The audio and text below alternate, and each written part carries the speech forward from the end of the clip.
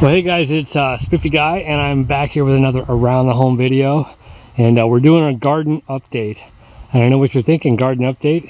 It's not even the end of February, but this is the time when the gardening starts. So I think this year what I'm going to do is just number the garden updates, and that way I don't have to put a month on there, because I may do a couple in a month, and there's a lot going on. We have 60 to 70 degree weather all this week, so really I need to kind of get out here because things are starting to want to grow already. So I wanted to kind of give you an idea as to what I'm doing to get prepped this year, and some thinking that I got going on. So the first thing I did was I kind of cleaned up this bed, took out all the dead stuff. One of the things I did last year was I left the root stocks of the plants in the ground. I heard that that was nice. It provides nourishment through the winter for the little bugs and things that live in the soil that help you out. And so I pulled all that stuff up. My trellises have, the netting on it are kind of dying, I'm going to be honest with you. So rather than go out and spend money to replace them, I went ahead and put in some bank line. This is number 36 bank line, as you can see. And I weaved it in and out and basically started tying my own trellis. I got a line across on that one. I'll probably go in and add a little bit more. I need to order some more bank line because I don't have a whole lot left. But that stuff is UV tolerant. It's going to last forever. You could, you know, do the net making thing and you'd have a wonderful trellis. I need to get some more dirt. I'm going to try to make up some compost and with some vermiculite and stuff like that. And I want to raise the level a little bit. I do plan to change the irrigation in here. If you remember last year, I had the emitters in here.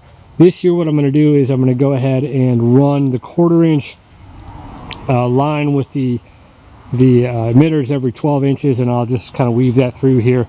I think what I'm going to do is take a header line off of there and either just run one run or perhaps run a 1/2 inch pipe across and then do strands up. I haven't figured out exactly what I want to do for that. I'm a little concerned that my right angle doohickey-mabobs that are screwed on there, that's a technical term, doohickey-mabob. You go tell that at Home Depot, they know exactly what you're talking about. These things kind of dribbled and leaked a little bit, and it moved quite a bit when I was taking that taking the irrigation pipe off. So I think what I might do is I might unstrap that, pull it out a little bit, take that off and put a straight one on, and that way I won't run into the right angle problem of trying to tighten it up if it needs to be tightened anymore. So that's an option. I have a little bow here. I need to get a piece of wood and fix that bow, but so far this fence planking has worked really well. Honk honk. So I had an issue though with it sliding out a little bit, so I had to kind of come in here and adjust my my gate a little bit, so now it is nice and stable. I'm cleaning up some of my beds. I'm not sure what I'm going to do here. I think what I might do is remove this and put in another wicking barrel set right here, or I'll put one barrel here and use the patio picker there, and then I don't know, put the other one somewhere else. So that's kind of my plan there. I also want to take this raised bed and go up another level, bring it up with another fence picket height, and then take all the dirt out before I do that and put chicken wire on the bottom, because I think last year a mole got to my pumpkins and that mole is still around. I haven't killed him this winter, so I either need to get aggressive on him or put in some chicken wire, that sort of thing. I do want to get rid of that little guy at the end and change this this a little bit better. So I have these little adjustable emitters in there, and I think what I'm going to do is I want to get all self-wickings across there, and that way if I don't need to water the self-wicking containers, I can just turn the ball valve off at the end. That's why I put the ball valves there. Obviously the big thing here, all the questions, is the hoop house. And I'll talk a little bit about this, but let's take a peek inside, and there is pretty much nothing growing in here.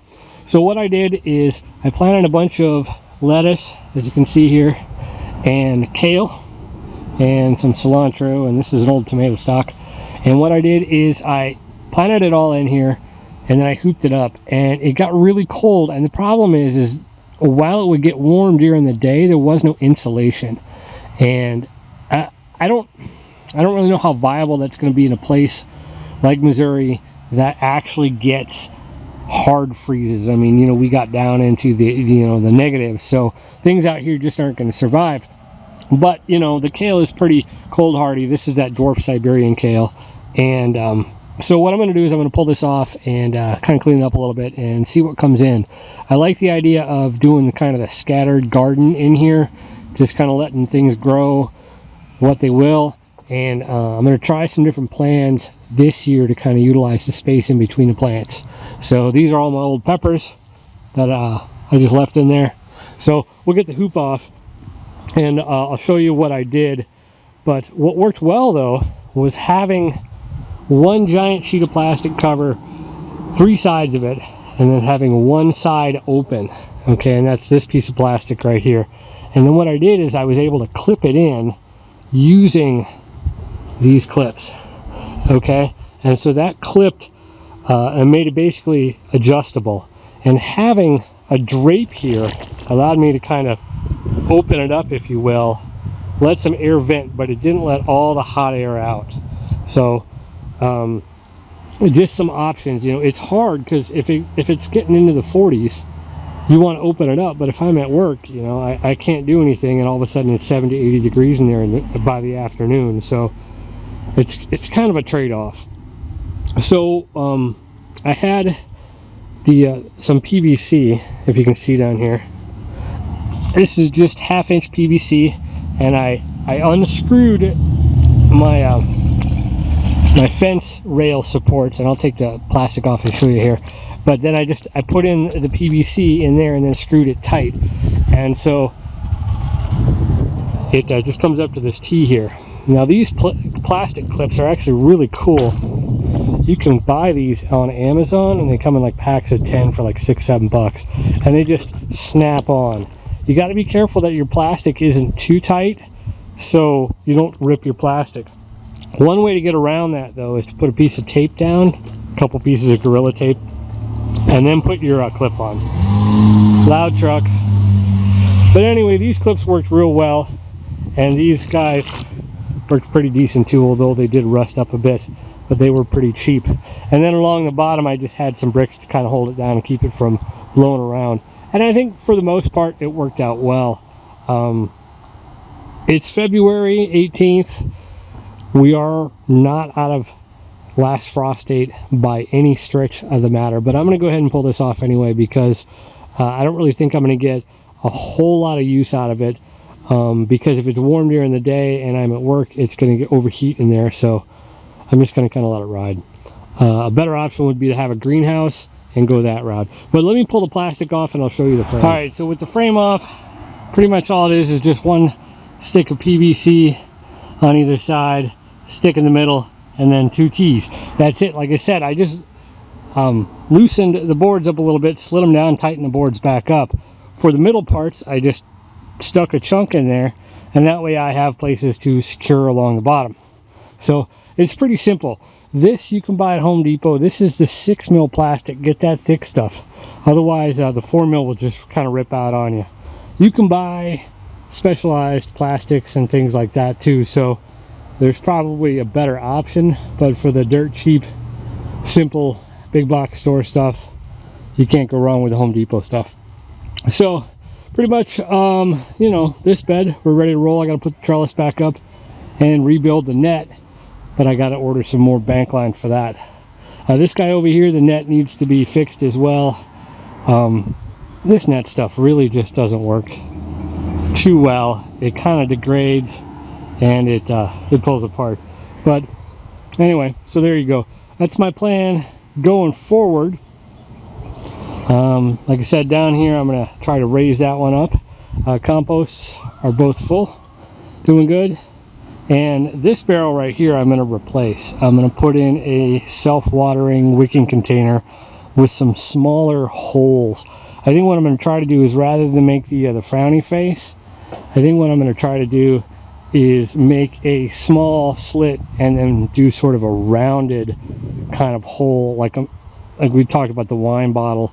what I'll do is I'll find a decent sized green stick, you know, when I'm doing trail maintenance or something, and then shape that the way that I want it. I need to pick up the barrels though. This guy then, I'm not really sure what I'm going to do with them. I don't particularly like the holes. They're a little thin. So what I might try to do is I might try to heat it back up and close the holes off a little bit, and then perhaps cut it in sections and maybe make a potato barrel. And that way it'll be on the ground. It has drain on it already, and then we can add sections of the barrel back as the potatoes grow. I didn't have much luck the first year I did potatoes in the grow bags. I got potatoes, but I didn't have much luck getting them to set so they would store properly, and that's something that I need to figure out how to do. So anyway, I'm going to finish up here. I'm going to go take a look at the seed catalog and get some seeds ordered. I'll be starting up my plant starts probably in a couple weeks or so. I got to get the peppers on it about 8 weeks or so before last frost date, which is about mid-April for my zone, which I believe is 6A. So there you go. That's what's growing on right now. I want to encourage you guys to, you know, think about growing your own food. It's pretty easy. You just need a pot, some dirt, and some seeds, you know, and you can get at it. There's lots of stuff you can grow. You don't have to go crazy with peppers and tomatoes and all that stuff. You can grow just some herbs or even some green onions. You know, grow a little celery from the store. So there you go. Remember that life's an adventure. Go out and have one, growing in your own backyard.